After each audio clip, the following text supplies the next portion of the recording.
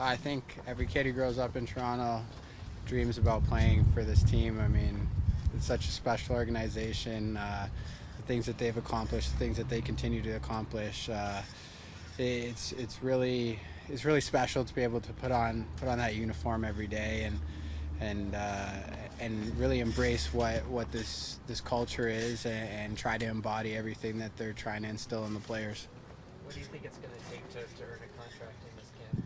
I think it's going to take everything I have. I think it's pretty simple. I'm coming here to work to the best of my ability to try to learn as quickly as I can, give that maximum effort that they're looking for. The message throughout the organization is hunger. Everyone is hungry to do better, to be better, and you see it from the top down. Every player comes in, they work, they're here, they put in their best effort every single day, and I've definitely developed a new appreciation for every single player on the Toronto Maple Leafs. What do you think it says that you're getting some reps with John Tavares right out of the gate? I think it's awesome.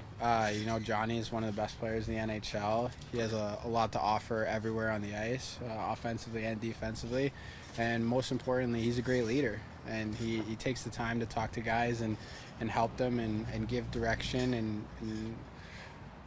He gives you his knowledge and tries to help you be better. And I think it's amazing opportunity to get a chance to skate with a player of that caliber. How long have you been here? A few weeks already? Yeah, I've been here for a bit. I've spent some time around the rink, put in some good training, and now the show starts.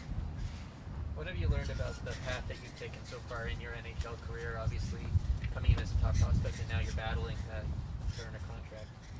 Yeah, you learn a lot. Like nothing's given in this world. I think all of you know that. I think everyone, at home who's working a 9-to-5 job, they understand that you have to give it your best effort every day, or you won't move forward. And for me, I've learned a lot from the things that I've been through. I've had a lot of great mentors, and it's not necessarily how long it takes you to learn; it's that you learn. And I feel like I've embodied a lot of things, and I try to use them in my day to day.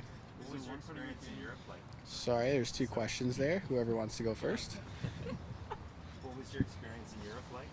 It was awesome. I love Sweden. The people in Sweden are so kind. I mean, anyone who hasn't been there, I recommend that you get on a flight and check it out, because that place is, it's beautiful. The people are so kind. They speak English better than we do, so it's amazing. They're all very intelligent. Education is very, very highly regarded there. It's an impressive place. So, no, like I said, I recommend that anyone who hasn't been. It's a great destination. I know it's not the first one that comes to mind, but it should be.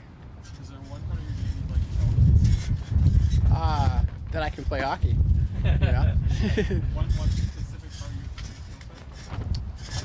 No, just that I can play hockey. I think that being good when you're young is great. Being good when you're in junior is awesome. Being good in the NHL is a whole different monster. And so, I think that I've shown flashes, but for me, it's consistency that I'm focused on, and building from there. Do you have a favorite fan moment growing up around the Leafs? Or you a Leafs fan growing up? Around the Leafs, yeah. I mean, I love Matt Sundin. I think he was definitely the most prominent guy for me, growing up. I love the way that you see how someone like that has such a great career, plays in Toronto for so long, and never got in trouble, never did anything bad, and he just, I think he embodied what it meant to be a true professional. And I've reflected on that and tried to take parts from him and implement them into my life. You mentioned you've had a lot of good mentors. Has anybody in particular of late you've been leaning on for advice? Lou Lamoriello was amazing. I know things didn't work out quite the way that I wanted in New York, but he's a great man. He has his core values, his beliefs are exceptional. I mean, you've seen what he's accomplished in his life. His son, Chris Lamoriello, is absolutely incredible individual. He has spent so much time with me, and we've had a lot of good conversations about life and the things that I need to focus on. And there's so many people I could list, but I would like to say a big thank you to the people in Lynn Shopping.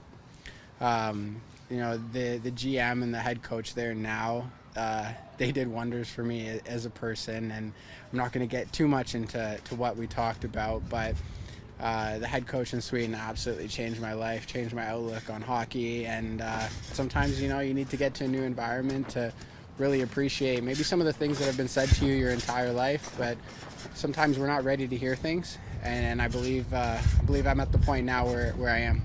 Josh, did your love for the sport ever get challenged through some of these twists and turns you've been on?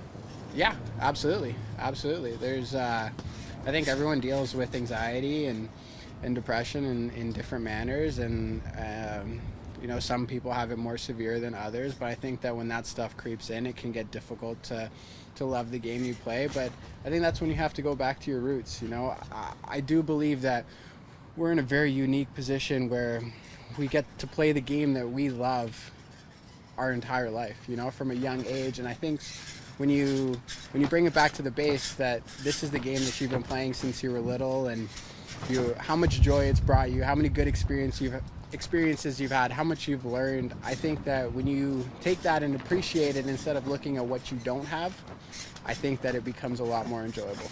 It's going to be a pretty competitive camp. Would you be willing to start with the Marlies if that's what they ask you to do and work your way up? I'd be willing to start in the East Coast. I don't have a preference. I'm not entitled by any means. I don't think that I deserve anything here. For me, I am happy to be a part of this organization in any way they need me. If they need me sharpening skates, if they need me taking sticks, like you know, this place is so special, and I don't truly believe that everyone gets to experience that, and this place is absolutely wonderful.